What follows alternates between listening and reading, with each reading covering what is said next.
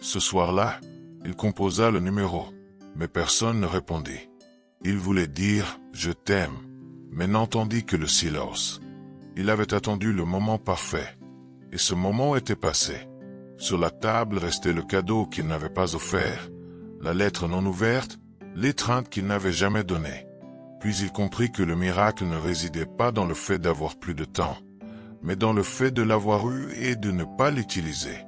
Car l'âme ne meurt pas à la fin du jour, elle meurt quand on dit « demain ». Aujourd'hui, dans Dosis de Fées, nous vous proposons une réflexion sur le temps, ce don que Dieu nous offre à chaque aube, mais que nous laissons si souvent filer sous des excuses et des promesses. La parole dit dans Éphésiens 5, 15-16, « Prenez garde à votre conduite, non comme des insensés, mais comme des sages, rachetant le temps, car les jours sont mauvais. » Chaque mot semble simple, mais il contient un avertissement et une invitation. Ce n'est pas seulement un conseil moral, c'est un rappel que le temps est un don divin et aussi une épreuve de discernement. Vivre sagement ne consiste pas à tout faire, mais à apprendre à distinguer ce qui passe de ce qui reste. Certains remplissent leur emploi du temps et vident leur âme. D'autres, en silence, choisissent un seul geste d'amour, par là, touchent à l'éternité. Le temps s'écoule avec une immobilité trompeuse.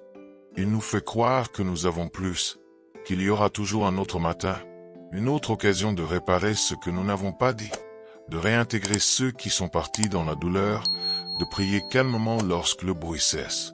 Mais ce bruit persiste, et les mauvais jours dont parlent les Écritures ne sont pas toujours des tragédies extérieures, mais des distractions intérieures. L'âme est remplie de choses, mais sans but.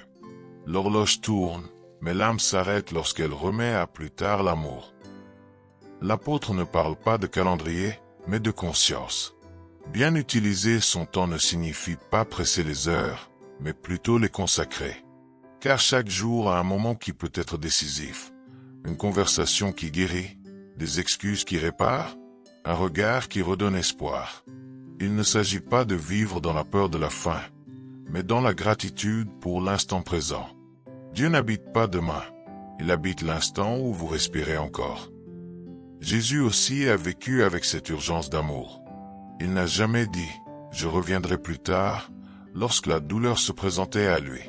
Il s'est arrêté pour un malade, a changé de route pour une femme en pleurs, s'est arrêté pour écouter quelqu'un que tout le monde ignorait. Chaque instant était sacré parce qu'il en faisait une rencontre. C'est peut-être cela vivre comme les sages, ne pas courir plus vite, mais s'arrêter là où l'esprit touche notre cœur. La vie moderne nous apprend à planifier, mais pas à discerner. Nous organisons nos journées avec des listes et des alarmes, mais nous ne savons pas toujours à qui consacrer le temps qui compte vraiment. Il y a des horloges pleines d'heures et des cœurs vides de présence. La sagesse ne consiste pas à contrôler le temps, mais à comprendre qu'il ne nous appartient pas. Chaque aube est un emprunt de Dieu, une page qui peut rester blanche si nous attendons trop longtemps.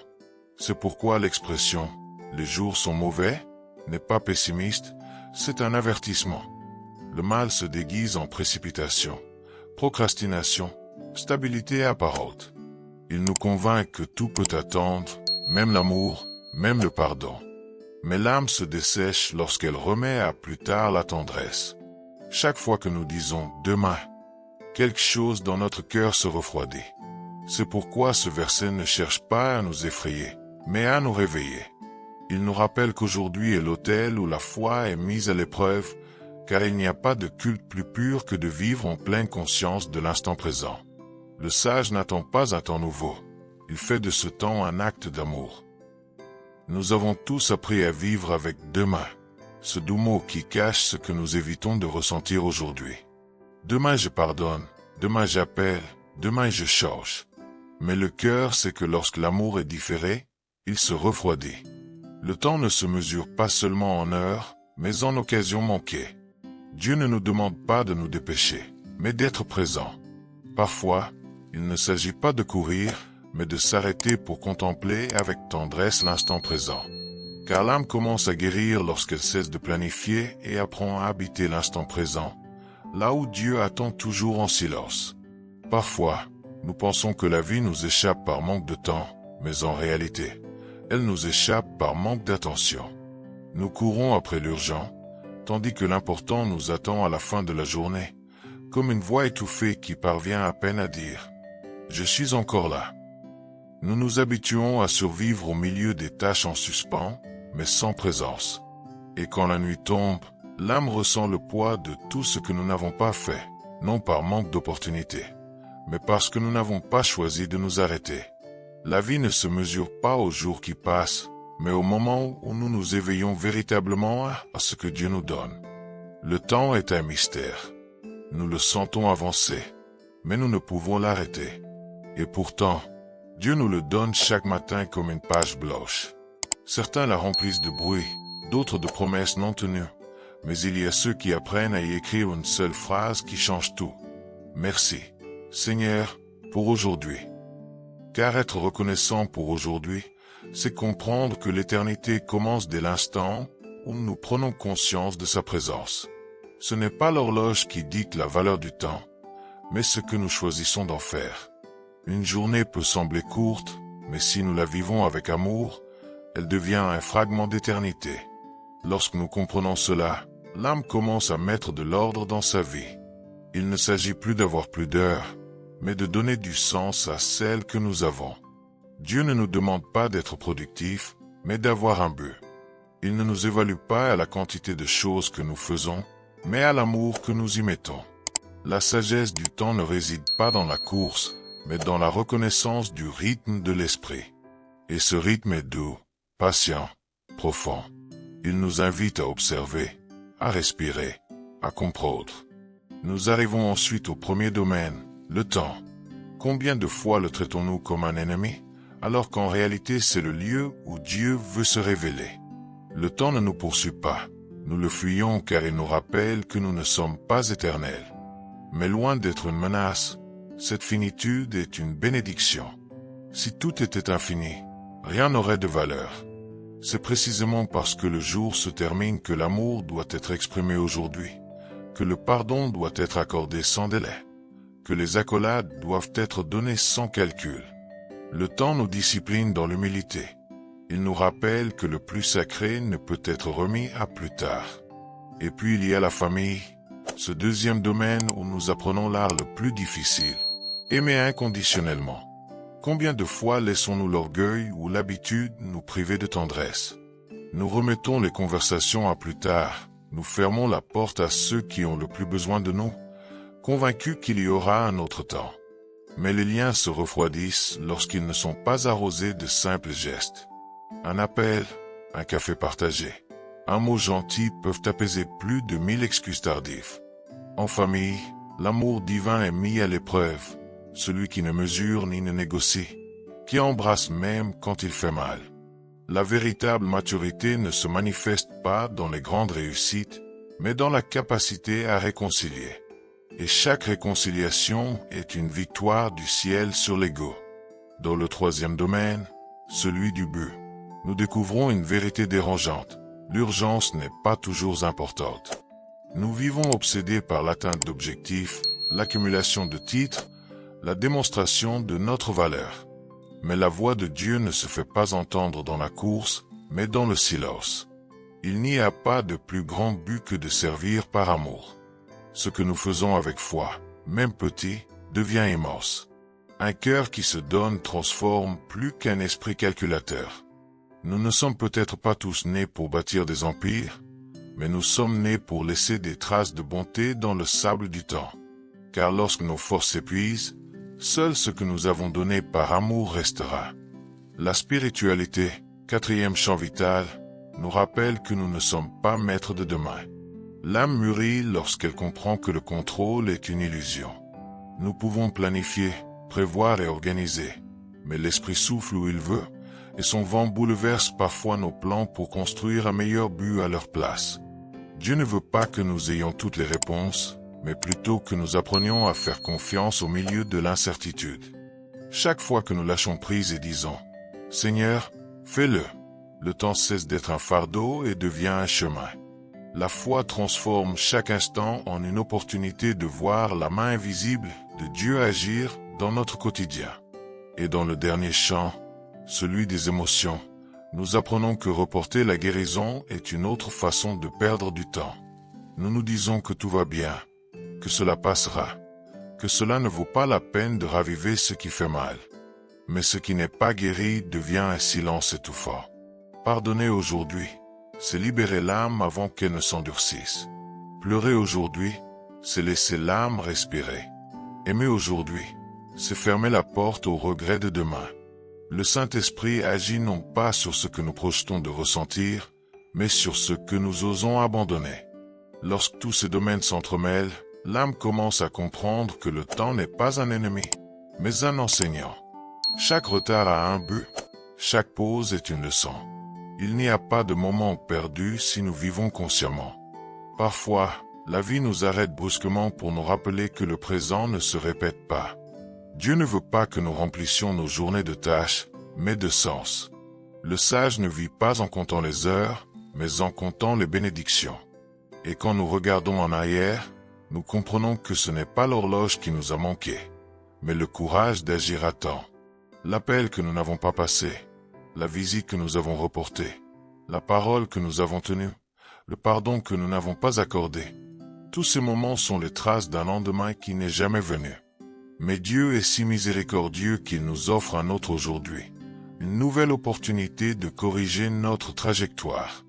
Il ne nous juge pas pour les minutes perdues, mais nous invite à les racheter. Son amour transforme le passé en leçon et le présent en mission. L'âme qui s'éveille à cette vérité cesse de vivre dans l'angoisse de l'avenir. Elle apprend à regarder dans les yeux, à écouter sans hâte, à apprécier la voix qu'elle perçoit encore. Elle commence à comprendre que l'éternité n'est pas loin, mais cachée et dans l'instant présent. Par conséquent, lorsque nous disons « fais-le aujourd'hui », nous ne répétons pas une urgence, mais faisons plutôt une déclaration de foi. Croire que Dieu habite ici, dans l'instant où vous respirez, dans la parole que vous choisissez de prononcer, dans le geste que vous choisissez d'offrir. Demain sera peut-être un mirage, mais aujourd'hui est une certitude. Nous ignorons combien de temps cela durera, mais nous savons qu'il peut englober tout ce que nous sommes. Dans l'instant présent, nous pouvons pardonner, rendre grâce, changer, servir. Il n'y a pas de prière plus puissante que celle qui naît du présent. Et il n'y a pas d'amour plus pur que celui qui attend que des conditions meilleures se manifestent. Dieu n'a pas besoin de grands actes, il a besoin de cœurs disposés maintenant. Le sage ne court donc pas, il marche lentement. Il observe, ressent et répond avec tendresse. Il ne craint pas le passage du temps, car il a appris à le reconnaître comme un compagnon. Il vit le présent sans nostalgie ni peur, sachant que chaque jour apporte son propre miracle. Et quand vient la nuit, il n'éprouve aucun remords, mais la paix, car il a fait ce qu'il devait faire. Il a aimé, pardonné et rendu grâce. Le temps ne s'arrête pas, mais l'âme peut apprendre à vivre au rythme de Dieu. Chaque aube est une nouvelle partition, et chaque acte d'amour une note écrite au ciel. Rien de ce qui est fait aujourd'hui n'est perdu.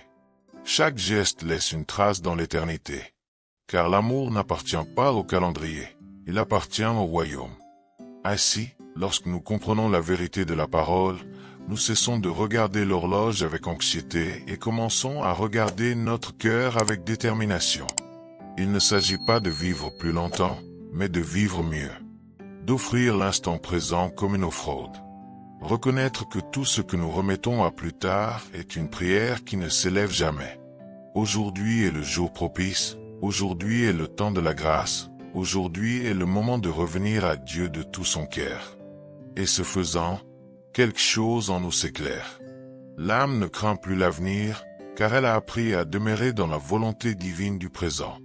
Vivre comme des sages ne signifie pas atteindre la perfection, mais avoir le courage de répondre à l'appel de chaque jour. Parfois, cet appel est à l'amour, d'autres fois, au silence, à l'attente, au service ou au pardon. Mais il s'agit toujours de dire avec humilité, « Seigneur, je veux profiter du temps que tu m'accordes, non pas pour me précipiter, mais pour t'honorer par ma façon de vivre. » Nous comprenons alors qu'il n'y a pas de lendemain plus épanouissant qu'un aujourd'hui vécu consciemment. Le temps, abandonnée à Dieu, devient éternité. Et l'âme qui apprend à vivre à ce rythme ne se sent plus jamais perdue. Car elle a découvert le secret des sages, ne pas attendre un nouveau moment, mais faire de ce temps un acte d'amour. Père bon et éternel, aujourd'hui je viens devant toi, le cœur ouvert. Je ne veux plus vivre comme si les jours m'appartenaient, ni croire qu'il y aura toujours un lendemain pour réparer ce que je n'ai pas fait aujourd'hui. Je m'arrête, Seigneur, ici et maintenant, dans cet instant que tu m'accordes, pour reconnaître que chaque respiration est une occasion de t'aimer et de te servir. Merci pour le don du temps, pour les heures que tu m'as accordées et pour les secondes que je perds parfois sans en comprendre la valeur. Apprends-moi à considérer chaque jour non pas comme une routine, mais comme une semence d'éternité où je peux semer des gestes d'amour, des paroles de pardon et des actes de foi. Seigneur, bien des fois, j'ai couru sans but, j'ai rempli ma vie de tâches, mais j'ai laissé vides les espaces où ta présence devrait demeurer. J'ai remis à plus tard des conversations, des câlins, des promesses, croyant avoir plus de temps. Mais aujourd'hui, je comprends que l'horloge de l'âme ne s'arrête jamais, que le temps véritable ne se mesure pas en heures, mais en l'intention avec laquelle je vis. Je te demande pardon pour le demain, que j'ai promis et que je n'ai jamais tenu, pour les fois où j'ai choisi l'orgueil plutôt que la réconciliation, pour chaque occasion où j'aurais pu faire preuve d'amour et choisir le silence.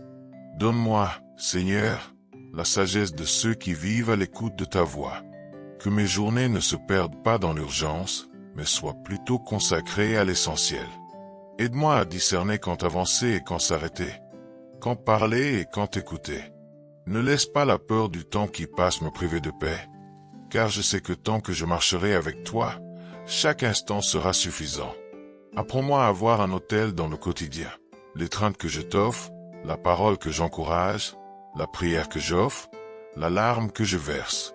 Je prie pour ma famille, pour ceux que tu m'as confiés, que je n'attende pas un jour spécial pour leur témoigner mon amour. Que mes mains soient des instruments de tendresse, mes paroles une source de calme, mes actions le reflet de ta compassion. Que mes pas soient remplis de sens et mes décisions guidées par ta sagesse. Je veux utiliser mon temps non pas pour faire plus, mais pour aimer mieux. Seigneur, je ne veux pas vivre dans la précipitation ni dans la distraction. Je veux apprendre à m'arrêter devant toi, à trouver en silence la force de continuer. Que mes journées soient emplies de gratitude, que mes nuits se terminent en paix, et que chaque aube soit une nouvelle occasion de te servir avec joie. Quand mon temps sur terre prendra fin, je veux pouvoir dire que j'ai vécu chaque jour en pleine conscience, que je n'ai rien laissé de côté, pour l'amour. Aujourd'hui, Père, je remets mes minutes, mes heures et mes jours entre tes mains. Que chacun soit un acte de foi, une offrande vivante, une déclaration de confiance en toi. Si demain arrive, je l'accueillerai avec gratitude. Sinon, que cette journée ait suffi à t'aimer, te pardonner et t'honorer. Au nom de Jésus, lui qui n'a jamais différé l'amour, lui qui a toujours vécu le parfait maintenant de ta volonté. Je te remercie et me repose en ta présence. Amen.